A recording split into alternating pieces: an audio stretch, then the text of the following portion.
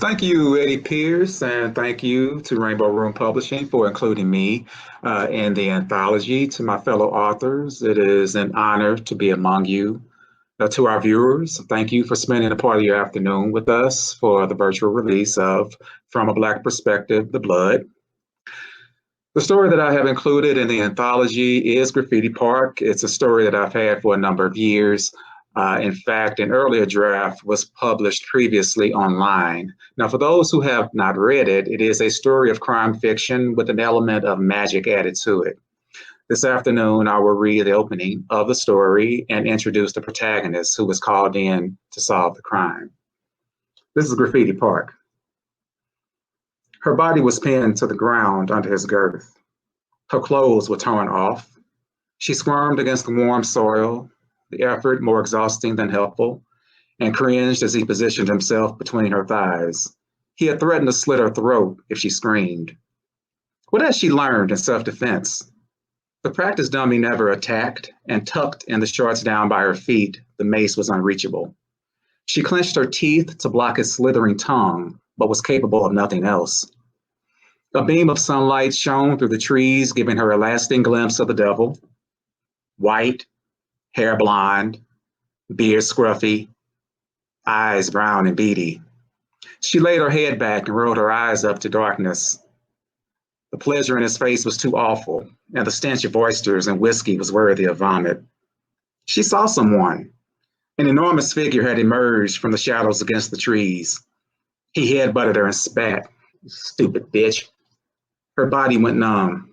She blacked out. Change scene. Steve Reichert lay spread eagle and partially awake under a single bed sheet. He fumbled for his watch on the nightstand. It was 9:34 a.m. The remnant of bitter scotch intensified his morning breath. Winning Officer of the Year at the previous night's banquet had made it an occasion for more than a Bud Light. Thank God for the rookies who had given him a lift. A few more drinks and he would have been bound to the bed with regret throbbing throughout his cranium. The phone rang. A smack of the speaker button nearly broke the landline. Reichert here. Rise and shine, shitface, said a baritone voice. I need you to come in. On the first day of my vacation, Chief? Really? I got the mayor on my ass over a rape and assault about 3 hours ago. You calling me in for a rape and assault? It happened in Graffiti Park. Steve sat up and reached for a fresh pack of Newport. The first spoke of the day was his favorite. I'm listening. The victim is a 23-year-old Caucasian female, came in through a side gate in the North Sector and got attacked by an unknown. What was she doing in graffiti? An early jogger, new to the city, didn't know about the park's reputation. Steve took a deep drag and kept listening. First responders found a bloody knife on the scene, but no stab wounds on the girl, and no blood trail in sight either. The dogs picked up a scent from a bloody knife at the scene, but the search came up empty. How are we looking on forensics? The prints on the knife were no good for a match, and 72 hours is the latest for a full serology. This isn't a lot to start with, Chief. You solved more with less, Chilombo. Steve Reichert's case-solving ability had earned him that nickname. Although he preferred the lead detective title, he was less intuitive than Sherlock Holmes, but more empirical than Columbo, at least according to his own assessment. All right, I'll be there as soon as I can. There's one more thing, Steve. The girl saw somebody before blacking out, and we suspect this person contacted dispatch. You suspect? What about the call trace? Silence lingered before the chief spoke again. There was no call trace. Wait. Steve threw his legs over the bedside. How was dispatch contacted? They weren't notified by phone or by anyone in person. Apparently, some strange audio announcement resonated in the dispatch office and said a rape victim would be found in the North Sector's undergrowth. They thought it was a joke, but sent patrol to the area to follow protocol, and sure enough, the girl was there. I don't understand it fully, which is another reason why I need you to get this thing done ASAP. The scar on Steve's lower leg ignited with an itch. Steve, you there? I'm here. Another moment of silence while he scratched. A thought solidified into relief. Hey, Chief. He leaned toward the speakerphone. What did this voice sound like? I'm told it was an elderly woman with an Irish accent. Holy shit, it can't be, he thought.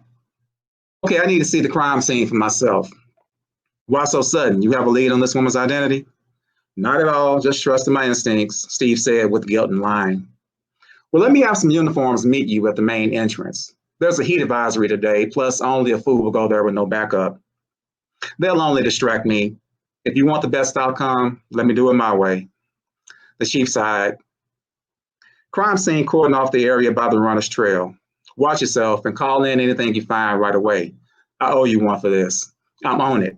You owe me more than one, Chief. The curtains were drawn, but the adjacent hallway light lit the smoky room adequately.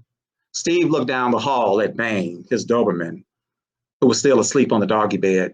He paced in the bedroom, searching for logic in the impossible and thumping ashes in an empty pickle jar with each pass around the king-size sleigh bed. An elderly woman with an Irish accent, he thought. She must be 300 years old by now. Steve lifted his leg onto an ottoman. The scar had not bothered him since that night years ago. Why now? He bit his lower lip and glanced at the desk where he kept the 5x7 portrait of himself as a 6-year-old standing in front of his parents whose faces he had cut out. Meanwhile, the day's best smoke was burning away. One deep drag, and he dismissed all questions.